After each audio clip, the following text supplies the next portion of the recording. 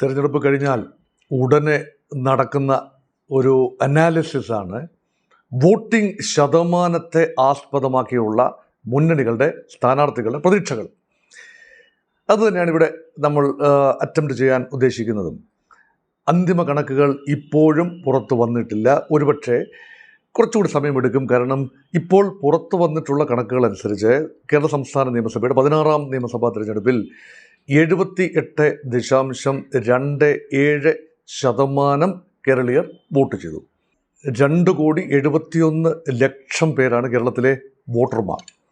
അവരുടെ 78% എന്ന് പറയുമ്പോൾ വലിയൊരു നമ്പറാണ്. എന്നാൽ സർവകാല റെക്കോർഡിൽ എത്തി നിന്നിട്ടില്ല. ഇപ്പോഴത്തെ കണക്കിൽ 1987 ശേഷമുള്ള ഏറ്റവും ഉയർന്ന പോളിംഗ് ശതമാനമാണ് രേഖപ്പെടുത്തപ്പെട്ടിട്ടുള്ളത്. അതേസമയം ഓൾ ടൈം ഹൈ എന്ന് പറയുന്നത് 1960 ഈ EMS നമ്പൂതിരിപ്പാടിൻ്റെ സർക്കാരിനെതിരെ ഉണ്ടായ ഒന്നാം കമ്മ്യൂണിസ്റ്റ് സർക്കാരിനെതിരെ ഉണ്ടായ വിമോചന സമരത്തിന് ശേഷം നടന്ന നിയമസഭാ തെരഞ്ഞെടുപ്പിലാണ് ഏറ്റവും അധികം കേരളത്തിൻ്റെ ചരിത്രത്തിലെ ഏറ്റവും ഉയർന്ന പോളിംഗ് ശതമാനം രേഖപ്പെടുത്തിയത്. അത് 85% കൂടുതലാണ്. അത്രയും ഒരിക്കലും ഉണ്ടാവില്ല.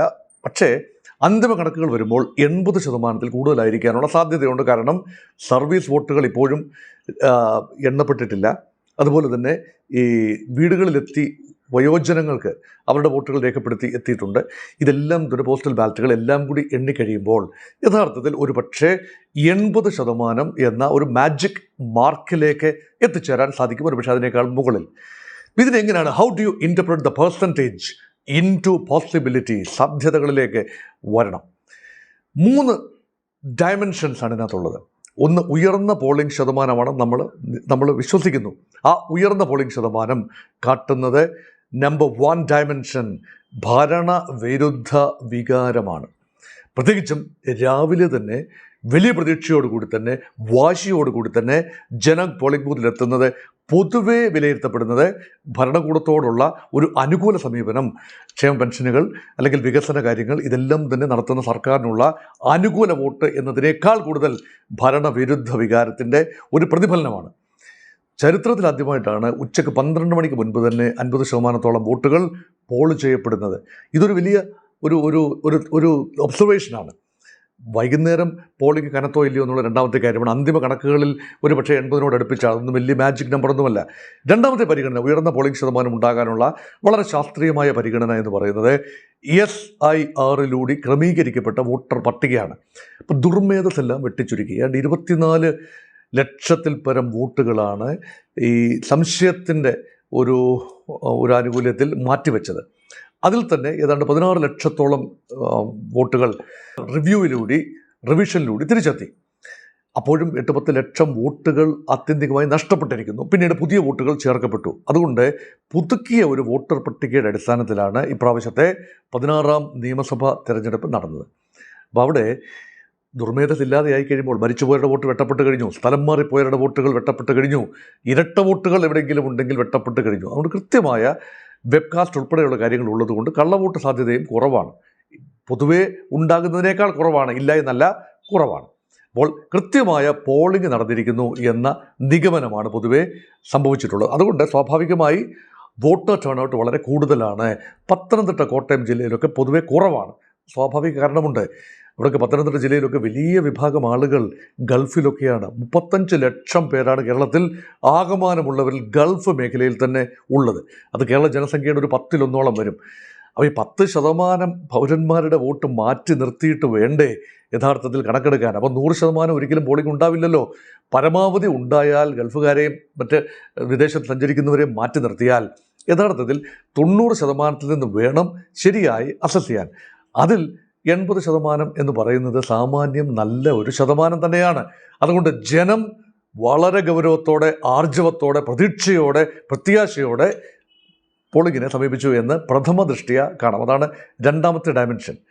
മൂന്നാമത്തെ ഡയമെൻഷൻ പ്രചരണത്തിൻ്റെ ഒരു പ്രചണ്ഡത. വളരെ ചെറിയ കാലഘട്ടമാണ് പ്രചരണത്തിനുണ്ടായിരുന്നത്.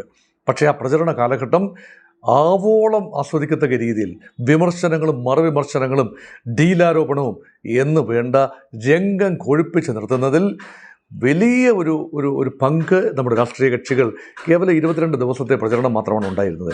പക്ഷേ അത് എല്ലാ പഴുതുകളും അടച്ചുള്ള പ്രചരണമായിരുന്നു. സർക്കാർ വലിയ രീതിയിൽ അതിൻ്റെ നേട്ടങ്ങൾ മുന്നോട്ട് വയ്ക്കാൻ ശ്രമിച്ചു. പ്രതിപക്ഷം സർക്കാരിനെതിരെ ആഞ്ഞടിച്ചു.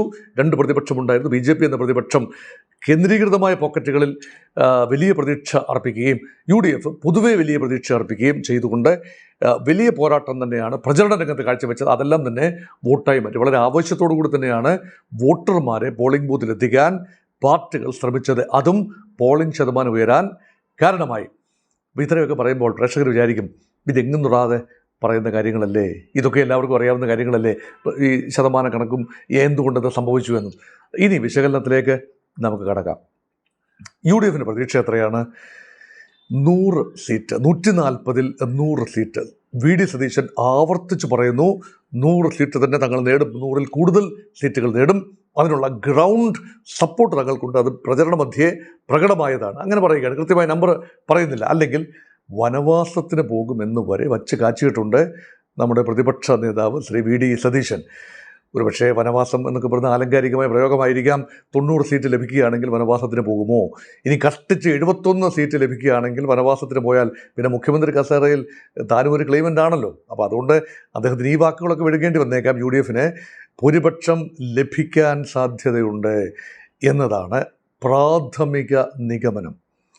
ഇത് നിഗമനം മാത്രമാണ്, അന്തിമ കണക്കുകൾ ഇപ്പോഴും വന്നിട്ടില്ല, നിഗമനം മാത്രമാണ്. അതിനുള്ള കാരണം ഈ പരമ്പരാഗതമായി UDFിൽ നിന്നും അകന്നു പോയ ഒരു സെഗ്മെൻറ്റുണ്ട്. 2001 തിരഞ്ഞെടുപ്പിൽ UDFിനോടൊപ്പം നിൽക്കുകയും 100 സീറ്റ് നേടിത്തരികയും അതാണ് ചരിത്രത്തിലെ UDFിൻ്റെ ഏറ്റവും വലിയ പ്രകടനം. 1977 അടിയന്തരാവസ്ഥയ്ക്ക് ശേഷം നടന്ന തിരഞ്ഞെടുപ്പ് ഒഴിച്ചു നിർത്തിയാൽ പിന്നെയുള്ള ഏറ്റവും പ്രധാനപ്പെട്ട അംഗം, മെമ്മറബിൾ ഒരു ഇലക്ഷനായിരുന്നു 2001.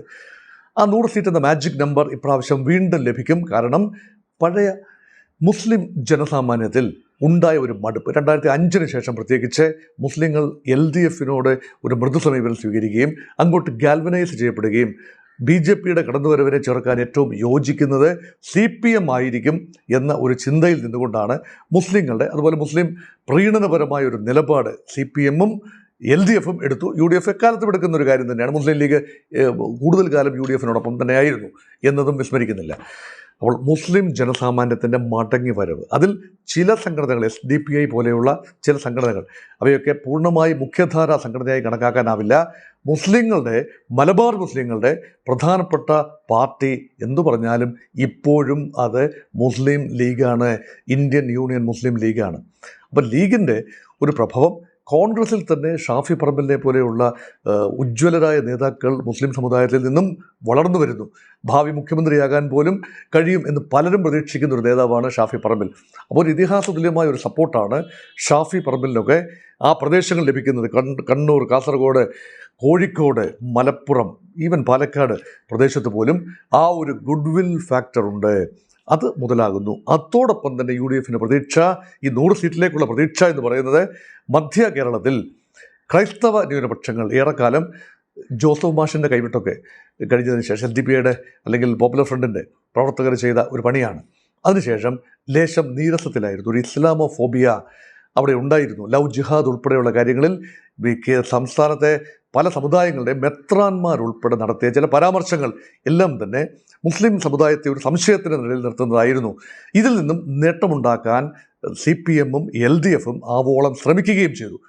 പക്ഷേ ഇന്ന് ആ ഇസ്ലാമോഫോബിയ കാര്യമായി പ്രകടമല്ല, ഉപരിതലത്തിൽ പ്രകടമല്ല. അതുകൊണ്ട് മധ്യ കേരളത്തിൽ അടിസ്ഥാന വിഷയങ്ങൾ തന്നെയാണ് ചർച്ച ചെയ്യുന്നത്.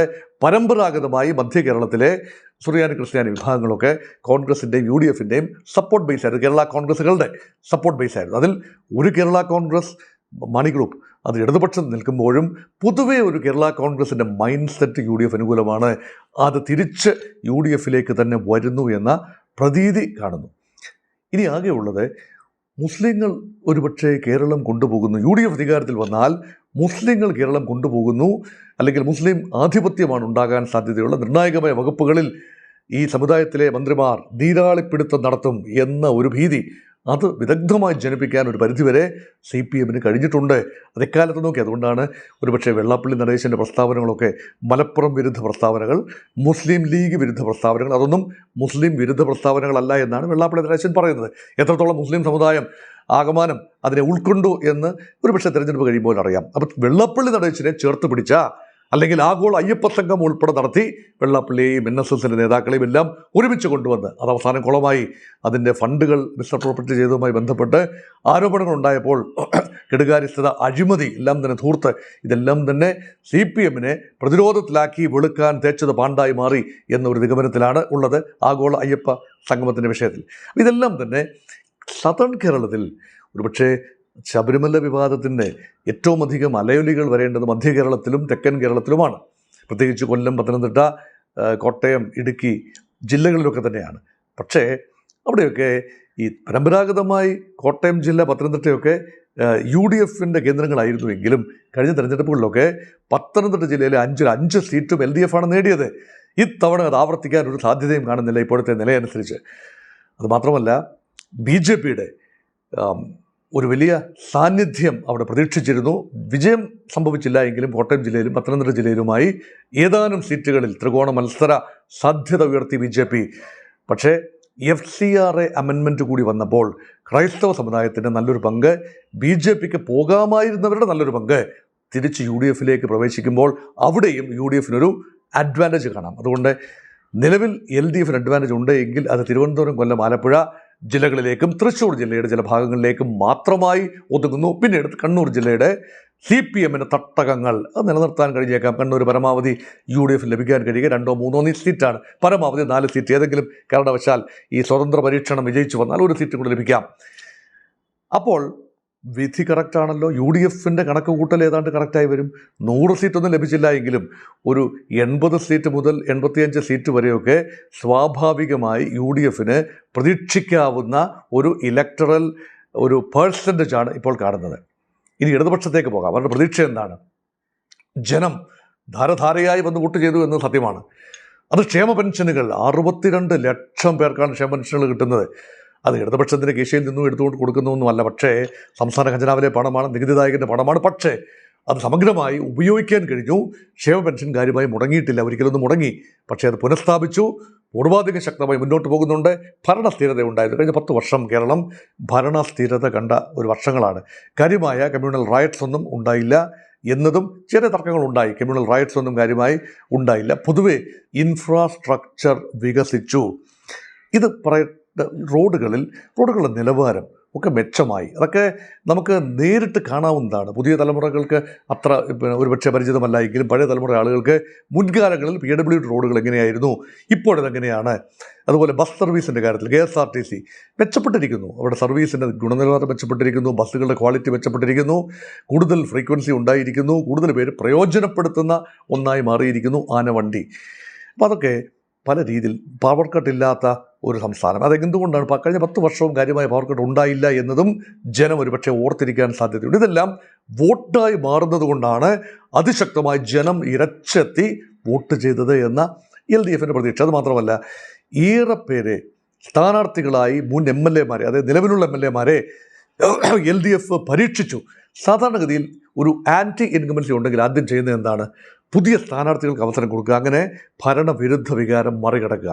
പക്ഷേ ഇവിടെ ഒരേ മുഖമാണ്, പിണറായിയുടെ അതേ മുഖം. മറ്റ് മുഖങ്ങൾ ഒന്നും ഉണ്ടായിരുന്നില്ല. പിണറായി മതിയാവും എന്നാണ് പിണറായി പറഞ്ഞത്. അതുകൊണ്ട് അതോടൊപ്പം തന്നെ പഴയ MLAമാർ, അപ്പോൾ ഒരു പഴയ ഗവൺമെൻറ്റിനെ പൂർണ്ണമായി ജനം നെഞ്ചിലേറ്റും എന്ന ഒരു വിശ്വാസമാണ്. പക്ഷേ ഒരു കാര്യവും കൂടി ഞാൻ പ്രിയപ്പെട്ട പ്രേക്ഷകരെ ഓർമ്മിപ്പിക്കാൻ ശ്രമിക്കുകയാണ്. LDF വിജയിച്ചു വന്ന 2016 തെരഞ്ഞെടുപ്പിൽ ആരായിരുന്നു LDFിൻ്റെ മുഖം? അത് പിണറായി വിജയനായിരുന്നില്ല, അത് ശ്രീ VS അച്യുതാനന്ദനായിരുന്നു. അച്യുതാനന്ദനെ കാട്ടി വിജയം നേടി ഒരു വലിയ ഇതിഹാസ പുരുഷനല്ലേ അച്യുതാനന്ദൻ. അദ്ദേഹത്തിൻ്റെ പ്രഭാഷണ ശൈലി, വോട്ട് കാച്ചിങ് എബിലിറ്റി പ്രയോജനപ്പെടുത്തി CPM LDF വിജയം നേടി. 2021 തെരഞ്ഞെടുപ്പിൽ അത് കോവിഡിൻ്റെ ഒരു പ്രത്യേകമായ സാഹചര്യത്തിലാണ്. അവിടെയും വിജയം ആവർത്തിക്കാൻ കഴിഞ്ഞു. ഇപ്രാവശ്യം അച്യുതാനന്ദൻ ഫാക്ടർ ഇല്ല, കോവിഡ് മഹാമാരി ഫാക്ടേഴ്സ് ഇല്ല, അതർ തിങ്സ് റിമെയിൻ ഈക്വൽ. അപ്പോൾ പിണറായിയുടെ മുഖം മാത്രം മുന്നിട്ട് നിർത്തിയ പിണറായി അല്ലാതെ മറ്റാര്, LDF അല്ലാതെ മറ്റാര് എന്ന പ്രചരണവാക്യം ഒരുപക്ഷെ CPMൻ്റെയും LDFിൻ്റെയും സാധ്യതകളെ എങ്ങനെ ബാധിക്കും? ഒരുപക്ഷെ തകർന്നടിഞ്ഞാൽ ഒരുപാട് ഉത്തരങ്ങൾ ശ്രീ പിണറായി വിജയൻ പറയേണ്ടി വരും. CPMൻ്റെ നയം തെറ്റിപ്പോയി എന്നതാണ്. അതുകൊണ്ട് ധാർഷ്ട്യത്തിൻ്റെയും ധിക്കാരത്തിൻ്റെയും അഹങ്കാരത്തിൻ്റെയും എല്ലാം ഒരു പ്രതിഫലനം ജനങ്ങളുടെ രൂപത്തിൽ കടക്കുപുറത്തു എന്ന് പറഞ്ഞതിൻ്റെ അല്ല എങ്കിൽ പോയി വീട്ടിൽ ചോദിച്ചാൽ മതി എന്ന് പറഞ്ഞതിൻ്റെ, പരനാറി എന്ന് മുൻപ് പ്രേമചന്ദ്രനെ വിളിച്ചതിൻ്റെ, എന്തിന് ഡാഷ് ചേർത്തുകൊണ്ട് രേവന്ത് റെഡ്ഡിയെ അഭിസംബോധന ചെയ്തതിൻ്റെ എല്ലാം തന്നെ, അതുപോലെ ചെറ്റ എന്ന് ജി സുധാകരനെ വിളിച്ചതിൻ്റെ ഒക്കെ കണക്ക് ജനം തീർക്കാൻ സാധ്യത തള്ളിക്കളയാനാവില്ല. കാരണം രാഷ്ട്രീയ നേതാക്കളുടെ ഭാഗത്തുനിന്ന് വരുന്ന, പ്രത്യേകിച്ച് ഉന്നതനായ നേതാവായ മുഖ്യമന്ത്രിയുടെ ഭാഗത്തുനിന്ന് വരുന്ന വീൺവാക്കുകളും ഡെലിബറേറ്റ് പരാമർശങ്ങളും എല്ലാം തന്നെ ജനം തലനാരിഴ കയറി പരിശോധിക്കും. കാരണം മറ്റു ഫാക്ടേഴ്സ് അധികമില്ല. അതുപോലെ ശബരിമല വിവാദം ഉൾപ്പെടെ LDFനെതിരെ തിരിഞ്ഞു കൊത്തും എന്ന ചിന്ത UDFനുണ്ട്, BJPക്കുണ്ട്. പക്ഷേ LDF പറയുന്നു ഇതൊന്നും തന്നെ ജനം ഗൗരവമായിട്ട് എടുക്കില്ല. ശ്രീ പിണറായി വിജയൻ ഇരട്ട ചങ്ക് തങ്ങൾക്ക് ബലമാകും, സ്ഥിരതയുണ്ടാകും, ഭരണം തുടരും എന്ന വിശ്വാസത്തിൽ തന്നെയാണ് LDF. ഇനി Bharatiya Janata പാർട്ടിയെക്കുറിച്ച് flatten to deceive എന്ന് വേണമെങ്കിൽ പറയാം. ഭാരതീയ ജനതാ പാർട്ടി വലിയ പ്രതീക്ഷയാണ് അർപ്പിച്ചത്. കാരണം 2021 തെരഞ്ഞെടുപ്പിൽ ലഭിച്ച ശതമാനം അത് ഏതാണ്ട് 12.5% വോട്ടാണ്, പോപ്പുലർ വോട്ടാണ്. അത് 2016 ലഭിച്ചതിനേക്കാൾ കുറവായിരുന്നു എന്നോർക്കണം. ഏതാണ്ട് 90ഓളം സീറ്റുകളിൽ 2016 ലഭിച്ചതിനേക്കാൾ കുറവ് വോട്ട് ഷെയറാണ് BJPക്കും സഖ്യകക്ഷികൾക്കും 2021. അപ്പോൾ ചെറിയ ഒരു മങ്ങൽ അവിടെ ഉണ്ടായി. പക്ഷേ ആ മങ്ങൽ തീർക്കുന്ന രീതിയിൽ വൻപൻ പ്രകടനമാണ്. 20ഓളം ശതമാനം, 19.86% വോട്ടാണ് കേരളത്തിൽ അങ്ങോളം ഇങ്ങോളം 2024 ലോക്സഭാ തെരഞ്ഞെടുപ്പിൽ BJPക്കും സഖ്യകക്ഷികൾക്കുമായി ലഭിച്ചത്.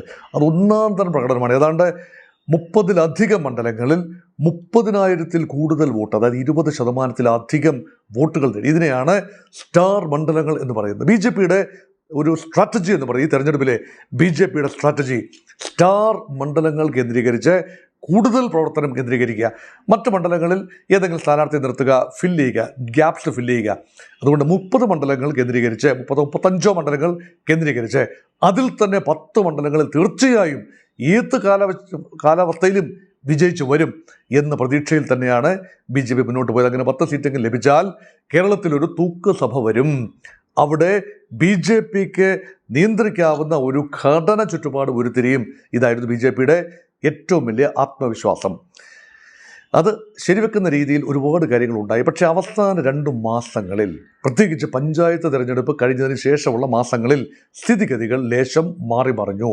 പഞ്ചായത്ത് തിരഞ്ഞെടുപ്പിൽ തിരുവനന്തപുരം കോർപ്പറേഷനിലെ വൻപിച്ച വിജയം, അതുപോലെ മറ്റ് ചില കൊല്ലം കോർപ്പറേഷൻ, കോഴിക്കോട് കോർപ്പറേഷൻ, ഏതാനും നഗരസഭകൾ, കൂടുതൽ പഞ്ചായത്തുകൾ ഒക്കെ പിടിച്ചെടുക്കാൻ BJP കഴിഞ്ഞു. പക്ഷേ വോട്ട് ഷെയർ 20% പാർലമെൻറ്റിൽ നേടിയതിൽ നിന്നും 15% താഴേക്ക് പോയി. 5% ഒരു വീഴ്ചയുണ്ടായി. കാരണം BJPക്ക് ജയിച്ചു വരാവുന്നതാണ്. ലോക്കൽ ഇലക്ഷൻ എന്ന് പറയുന്നത് പ്രാദേശിക ഫാക്ടേഴ്സാണ്. അവിടെ ശക്തരായ BJP സാന്നിധ്യം ഉണ്ടെങ്കിൽ, ലോക്കൽ ലീഡേഴ്സിൻ്റെ പിന്തുണയുണ്ടെങ്കിൽ ജയിച്ചു വരാവുന്ന സാഹചര്യം ഉണ്ടായിട്ടും എന്തേ BJPക്ക് പാൻ കേരള അടിസ്ഥാനത്തിൽ, ട്രിവാൻഡ്രത്ത് വിജയിച്ചു, അംഗീകരിക്കുന്നു, പാൻ കേരള അടിസ്ഥാനത്തിൽ കാര്യമായ വിജയമുണ്ടായില്ല. ക്രിസ്ത്യൻ ഔട്ട്റീച്ച് പാളുന്നതായി അപ്പോൾ തന്നെ തോന്നി, 2025 തന്നെ തോന്നി. കാരണം കോട്ടയത്തും പത്തനംതിട്ടയിലുമാണ് അതിൻ്റെ വലിയ ഫലമുണ്ടാകേണ്ടത്.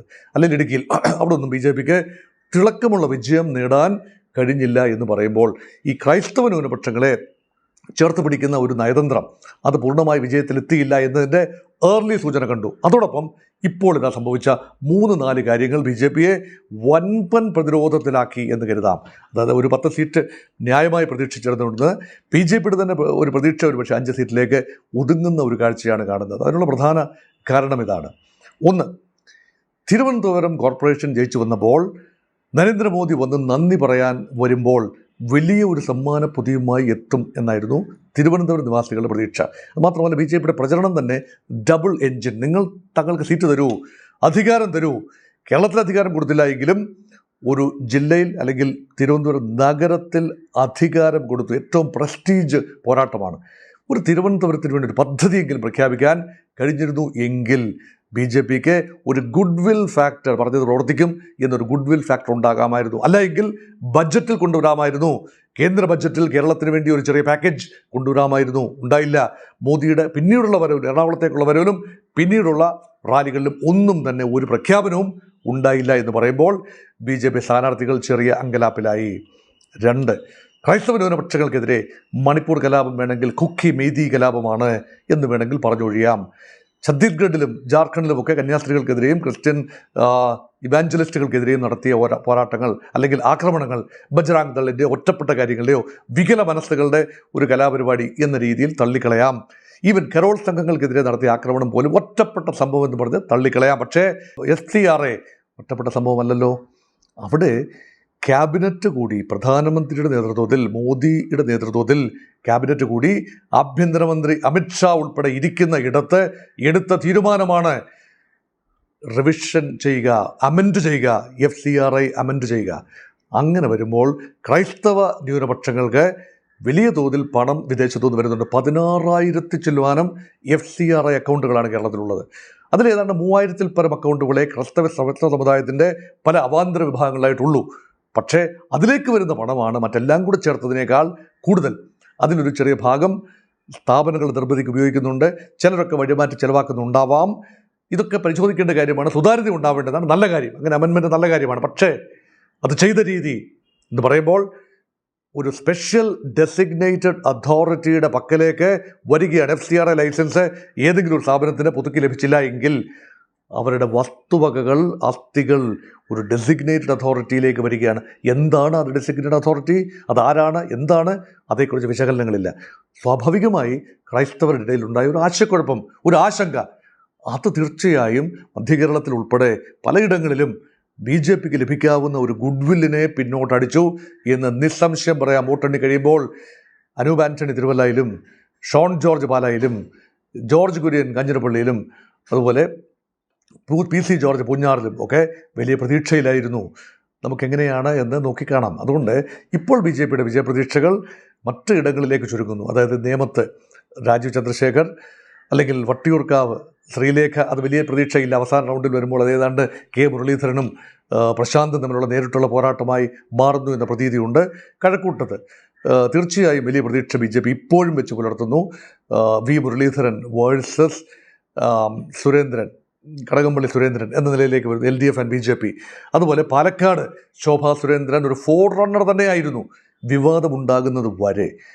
പാലക്കാട് വോട്ടിന് നോട്ട് എന്ന വിവാദമുണ്ടാവുകയും ശോഭാ സുരേന്ദ്രൻ അതിനോട് കാട്ടിയ ഒരു നിലപാട്, അത് പത്രപ്രവർത്തകർ ചൂണ്ടിക്കാണിച്ചപ്പോൾ പത്രപ്രവർത്തകരോട് സംസാരിച്ചൊരു ഭാഷയും ആ ധാർഷ്ട്യത്തിൻ്റെ ഭാഷയും ഒക്കെ എങ്ങനെയാണ് ജനമനസ്സുകളെ സ്വാധീനിച്ചത് എന്ന് കൃത്യമായി പറയാനാവില്ല. BJPക്ക് വോട്ട് ചെയ്യാനിരുന്നവർ ഒരുപക്ഷെ BJPക്ക് വോട്ട് ചെയ്യും. നിഷ്പക്ഷമതികളായ വോട്ടുകൾ BJPയിലേക്ക് സ്വാംശീകരിക്കുന്നുണ്ട് എങ്കിൽ ചെറിയ തോതിലെങ്കിലും അത് നഷ്ടപ്പെടാനുള്ള സാധ്യത തള്ളിക്കളയാനാവില്ല. അതുവരെ ഉറപ്പായി ശോഭാ സുരേന്ദ്രൻ തന്നെയായിരുന്നു പാലക്കാട് ഫോർ റണ്ണർ. അതുകൊണ്ട് ഫലം പ്രവചനാതീതമായി പിഷാരടി ആൻഡ് ശോഭാ സുരേന്ദ്രൻ ഇതിലാർക്ക് വേണമെങ്കിലും ജയിച്ചു വരാവുന്ന ഒരു അന്തരീക്ഷത്തിലേക്ക് നിൽക്കുന്നു. അതുപോലെ കാസർഗോഡ് ജില്ലയിലെ മഞ്ചേശ്വരം, കാസർഗോഡ് മണ്ഡലങ്ങൾ BJP ന്യായമായി പ്രതീക്ഷ വെച്ച് പുലർത്തുന്ന സ്ഥലമാണ്. കപ്പനും ചുണ്ടിനും ഇടയിൽ K സുരേന്ദ്രന് നഷ്ടപ്പെട്ട സീറ്റാണ് കാസർഗോഡ്. അവിടെ ഇപ്പോൾ ഇടതുപക്ഷത്തിൻ്റെ വോട്ടുകൾ കൃത്യമായി അവരുടെ സ്ഥാനാർത്ഥിക്ക് പോൾ ചെയ്യുകയും UDFൻ്റെ മുസ്ലിം ലീഗ് സ്ഥാനാർത്ഥിക്ക് മറിച്ച് കൊടുക്കാതിരിക്കുകയും ചെയ്താൽ K സുരേന്ദ്രൻ ഇപ്പോഴും വിജയസാധ്യതയുണ്ട്. പക്ഷേ അതങ്ങനെ സംഭവിക്കുമോ എന്നറിയില്ല. LDPയുടെയും ഒക്കെ നിലപാടുകളും ഇവിടെ ശ്രദ്ധേയമായ കാര്യമാണ്. അതുകൊണ്ട് BJPക്ക് നല്ല കാലം വരുന്നു എന്ന പ്രതീതി ഉണ്ടായി എങ്കിലും ഇപ്പോഴും BJP അക്കൗണ്ട് ഒരു പക്ഷേ തുറന്നേക്കാം. പക്ഷേ അധികം മുന്നോട്ട് പോകാനുള്ള സാധ്യത ഈ തെരഞ്ഞെടുപ്പിൽ കാണാനില്ല. ഒരു പക്ഷേ എൻ്റെ ചിന്ത ഈ ലോക്സഭാ തെരഞ്ഞെടുപ്പിൽ ലഭിച്ച 19.87%-നും തദ്ദേശ തെരഞ്ഞെടുപ്പിൽ ലഭിച്ച 16.8%-നും ഇടയിൽ 17-18% BJPയുടെ വോട്ടുകൾ കുറയുകയും അത് ചില മണ്ഡലങ്ങളിൽ കോൺസെൻട്രേറ്റ് ചെയ്യുക വഴി ചിലയിടങ്ങളിൽ നേട്ടമുണ്ടാവുകയും പാൻ കേരള അടിസ്ഥാനത്തിൽ വലിയ പ്രതീക്ഷയില്ലാതിരിക്കുകയും ചെയ്തു. പ്രധാന കാരണങ്ങളിൽ ഒന്ന് BJP ഭരണത്തിന് വേണ്ടി മത്സരിക്കുന്നില്ല എന്ന് തോന്നൽ. അത് പ്രത്യേകിച്ചും 19 സീറ്റുകൾ BJPയുടെ ഘടകകക്ഷിയായ 2020ക്ക് വിട്ടുകൊടുക്കുക വഴി ചിലയിടങ്ങളിൽ നാണംകെട്ട പ്രകടനമാണ് ഘടകകക്ഷികൾ നടത്തുന്നത്. BJP എല്ലായിടത്തും ശക്തമായി പ്രതികരിക്കുന്നു. പക്ഷേ ഘടകകക്ഷികൾ വളരെ ദുർബലരായ സ്ഥാനാർത്ഥികളെ ശബരിമല ഇരിക്കുന്ന റാന്നി മണ്ഡലത്തിൽ ഉൾപ്പെടെ ദുർബലമായ സ്ഥാനാർത്ഥി നിർണയത്തിലൂടെ, അതായത് T20യുടെ സ്ഥാനാർത്ഥി ശബരിമലയെക്കുറിച്ച് അഭിപ്രായം പോലും ഇല്ലാതെ പോകുന്നു. BJP അഭിപ്രായം പറയേണ്ട ഇടങ്ങളിൽ, NDA അഭിപ്രായം പറയേണ്ട ഇടങ്ങളിൽ അഭിപ്രായം പോലും ഇല്ലാതെ പോകുന്ന പല മണ്ഡലങ്ങളും ഉണ്ട് എന്ന് ഓർക്കണം. അവിടെയാണ് യഥാർത്ഥത്തിൽ BJPയെ ഗൗരവമായിട്ട് ജനം എടുക്കുന്നുണ്ടോ ഈ സംസ്ഥാന തെരഞ്ഞെടുപ്പിൽ. കേന്ദ്രത്തിൽ വ്യത്യസ്തമാണ്. മോദി പ്രധാനമന്ത്രിയാകാനുള്ള സാധ്യതയുള്ളതുകൊണ്ട്, BJP അധികാരത്തിൽ വരാൻ സാധ്യതയുള്ളതുകൊണ്ട് ദേശീയ തെരഞ്ഞെടുപ്പിൽ BJPക്ക് വൻ മുന്നേറ്റം കേരളത്തിലും ഉണ്ടാക്കാൻ കഴിയും. തൃശ്ശൂർ പിടിച്ചെടുക്കുക പോലും ചെയ്തല്ലോ. പക്ഷേ സംസ്ഥാനത്ത് അങ്ങനെയല്ലല്ലോ സ്ഥിതി. UDF വേഴ്സസ് LDF തന്നെയാണ് ഭരണസാധ്യത. അവിടെ ബി ജെ പിയെ സംബന്ധിച്ചിടത്തോളം കാര്യമായ പ്രതീക്ഷ ഉയർത്തിയെങ്കിൽ പോലും അവസാന നിമിഷം വോട്ടെടുപ്പ് കഴിഞ്ഞപ്പോൾ ബി ജെ പി കേന്ദ്രങ്ങളിൽ SIR ഉൾപ്പെടെ ബി ജെ പിക്ക് പാലക്കാട് ഉൾപ്പെടെ ഒരുപക്ഷെ ദോഷമായി വന്നിരിക്കാം.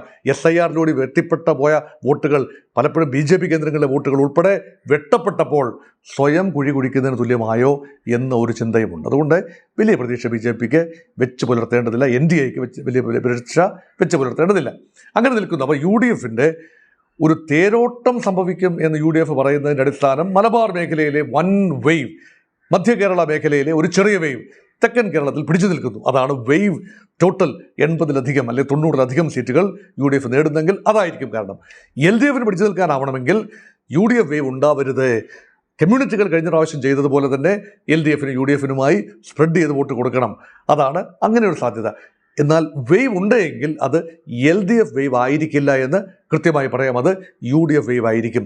വെയ്വ് ഉണ്ട് എന്ന് പ്രഥമ ദൃഷ്ടിയ പറയാനാവില്ല എങ്കിലും സൂചനകൾ ഇതിനടിയിൽ. ഇനി വെയ്വ് എന്ന് പറയുന്നത് സുനാമിയായി മാറുകയാണെങ്കിൽ VD സതീശൻ പറഞ്ഞ നമ്പറിലേക്ക് എത്തിച്ചേർന്നാലും അത്ഭുതപ്പെടാനില്ല. സുനാമി മാറുകയാണെങ്കിൽ മാത്രം. എല്ലാ വെയ്വും സുനാമിയെ മാറില്ല നമുക്കറിയാമല്ലോ. അതുകൊണ്ട് UDFിന് ഒരു ചെറിയ അഡ്വാൻറ്റേജ് ഇപ്പോഴും ഉണ്ട് എന്ന് സേഫായി പറയാം. അത് വലിയ സങ്കോചത്തോടെ പറയുന്നതല്ല, സേഫായി പറയാം. BJP ചിലപ്പോൾ അക്കൗണ്ട് തുറന്നേക്കാം, ഏതാനും സീറ്റുകൾ നേടിയേക്കാം. അതും തീർത്തും അസംഭവ്യമായ കാര്യമല്ല. ഈ വോട്ടിംഗ് പെർസെൻറ്റേജ് 80-ലധികം ആത്യന്തികമായി വരുമെന്ന് തന്നെ ഞാൻ വിശ്വസിക്കുന്നു. ഇപ്പോഴുള്ള 87.27 കുറച്ചുകൂടി മുന്നോട്ട് പോകട്ടെ. ജനാധിപത്യത്തിൻ്റെ ആഘോഷമായി മാറട്ടെ. ഒരു ഭരണം ആര് ഭരിച്ചാലും, VD സതീശൻ ഭരിച്ചാലും, രമേശ് ചെന്നിത്തല ഭരിച്ചാലും, KC വേണുഗോപാൽ ഭരിച്ചാലും, പിണറായി വിജയൻ തന്നെ വീണ്ടും ഭരിച്ചാലും എല്ലാം തന്നെ കേരളത്തിൻ്റെ ജനാധിപത്യ മനസ്സ് സംസാരിച്ചിരിക്കുന്നു in loud and clear terms.